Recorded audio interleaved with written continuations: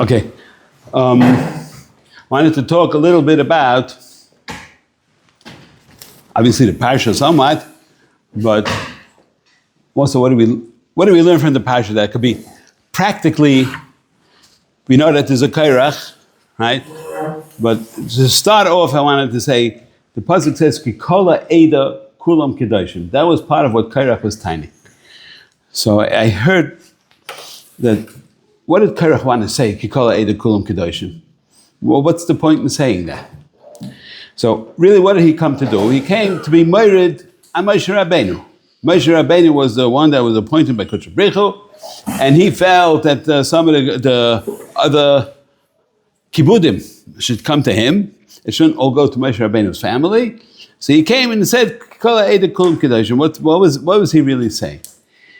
And so I heard a pshat, which Api Pshat, which I think is an emes, is that what he wanted to say was that Kol Eda Kulam Kedoshim is we are Kadosh. We don't need a Rebbe. A Rebbe is for people who are lacking something, right? I'm missing something. I need someone to teach me. But since Kol Eda Kulam Kedoshim, I don't need it. Just as a mashal, if a person goes, who's considered a chacham? A chacham is a guy who is a big math professor. He's considered a chacham, right? But somebody who's a Talmud chacham is very different than a plain chacham. A Talmud chacham is pshat that he's learning Torah from Moshe Rabbeinu Misinai.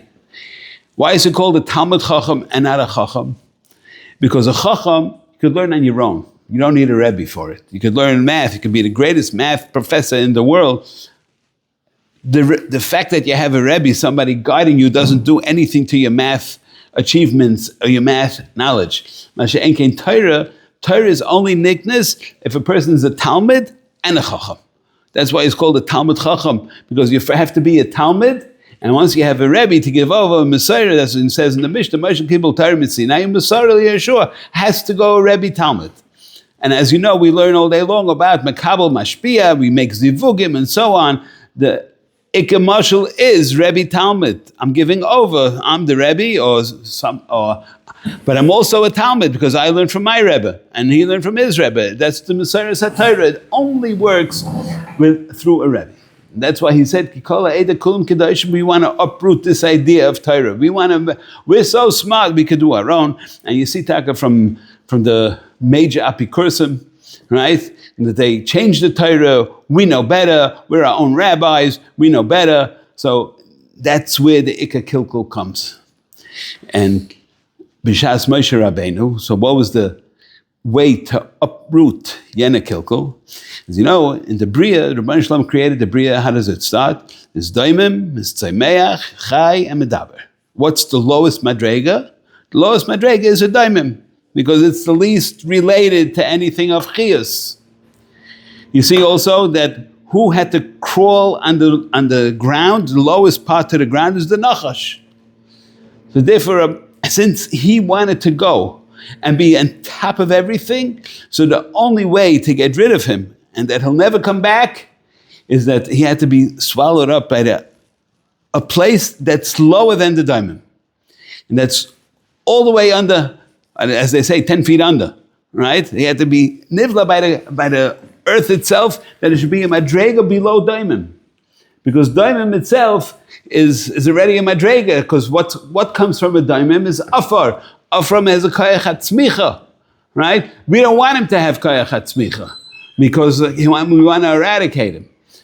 Even though they say, Chazal say, B'nei Banav Shal Kairach are singing Moshe Emes V'Sairosei Emes, but that's a chelik of tshuva. But in that moment, so he had to be totally eradicated. That's why he had to dafka go into the ground, because he had to be below madrega of tzemeach, that nothing should grow from it. We see also that Rabbanu Shloim is always protecting us. There's an Indian of Hine lo Yanav lo Yishan Shemi Yisrael. He's always there. But we also see that we learn out, it's not this week's parasha, but it's always is that there's an Emre Vetes Halabanim. What are we talking about? We're talking about Imeilah, Bat Bina, Spheres Habina, and it's always Reveses Halabanim watching the children, make sure that nothing bad should happen to them, right? And we have Siyata Deshmaya, that's Rabban Shalom watching us, and we also, we are Banim Lamakim, Emre Vetzes Ala Banim, and Banim is also, I see, is Mishayrish of Bina, right? So in other words, it's like Bina Karada Avua in the motherly way, because Banim and Bina is the same thing.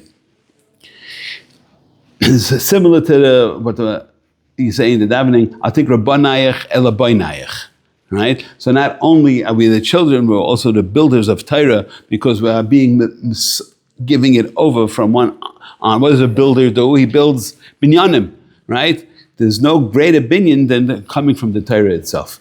But I wanted to just show a little bit. We say in davening, Freis Aleinu Sukas Shleimecha, right? You also say Harachaman Hu Yakim Lanu as Sukas David Hanefales was pshat that when we are Einam Osim Ritzayne Shel Makayim, so then that sukkah that Rabban Shloim is hovering over us, right? So that goes away. We lose the inner protection. That's Freis Aleinu Sukas Shleimecha.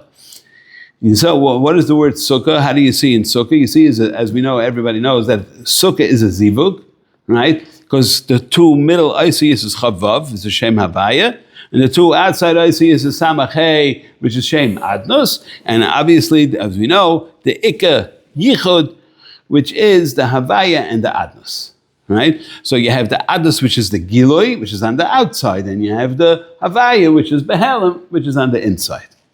See it also, I mean, I had a family simcha, so I was thinking by the chuppah, I'm watching, what's that, why do we make a chuppah? What is the chuppah telling us? So it's very similar, just like in a sukkah, right? So you have the schach, which is acting as a protection, Freis Aleinu Sukas Shleimecha. The chuppah can act the same way. If you take the word chuppah, inside the chuppah is Pei Vav, which is Shem Elokim. Outside is the Ches and the Hey, which is 13, which is the Yud Gimel Midas Harachamim. So different than chuppah, different than sukkah, I mean, is that when you have, so technically speaking, we always know that Shem Elokim is Midas Hadin, right? But which kind of din is it? There's a din that's Shem HaAdnos, and there's a din that's Shem Elokim. So the din that's Shem Elokim is a din that's coming from Ma'aseh Bereishis. As you know, Torah starts off, Bereishis bara Elokim, and you have Lamed Beis Elokim before you have one time, Vayihi b'yom asayis Hashem Elokim. That's a hamtaka of the Elokim. So there's always the Elokim that you have is by Ma'aseh Bereishis. As you know, by a chuppah, what are all the brachas of the Sheva brachas? It's all talking about Ma'aseh Bereishis, right? Yitzhak Adam, all those things is called Ma'aseh Bereishis. So the Elokim we're talking about is Ma'aseh Bereishis, and the Ma'aseh Bereishis of here is because we're being baina a new bias. So that's like starting from scratch. Versteht, in every marriage, you have to have the Yud Gimel Midas Harachamim, or it's not Seifele his Kayen. So on the outside, so inside is the Midas Hadin, and that din is a din of Bria, of creating, right? Because you're going to miss Hashem, they'll get married, they'll have a new bias, and they'll have children, and everything else. That's what you have inside, all right? And on the outside, you have the Yud Gimel Midas Harachamim, and that's why it's Chayfef Alav, right? Just like you have a Emre Vetzes Halabanim, is also Chayfef Aleihem, and that's why you do the chuppah as a simin that they should have a Siyata Deshmaya and a protection to keep away all the kilkulim that could come in, and as you know, we all know that are very, very many that can come in. I didn't say earlier, I meant to say that that Kairach, he wanted to,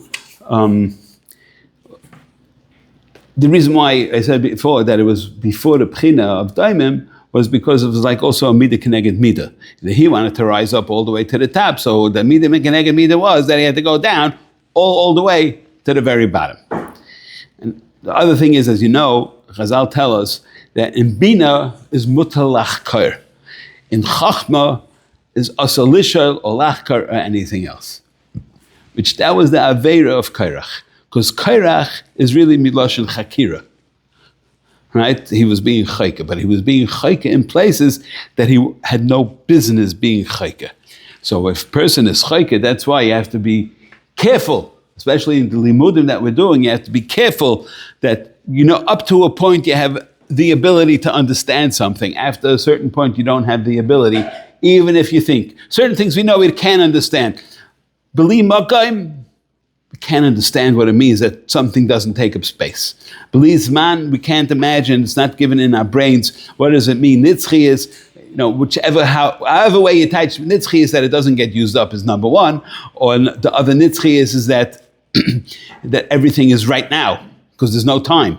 We don't understand it, right? So these two things, we don't even try to understand because we know we can't. But there are certain things that we do try to understand. We want to know cheshbonus. Why is this guy having the good life and this guy having the bad life? It's cheshbonus. We can't understand it. Once we start being chayka v'dairish, all kinds of cheshbonus, and because I did this, and because I gave money to tzedakah, so therefore my kid got married, or whatever it was, we don't know cheshbonus. We do things for schools and so forth like that, but we can never ever know exactly what it is. Therefore, we should all be zeicher that without cheshbonus, just emunah shlema, that all the things that we need, b'hai alma, and especially la'asad lavai, will be in Mekoyim.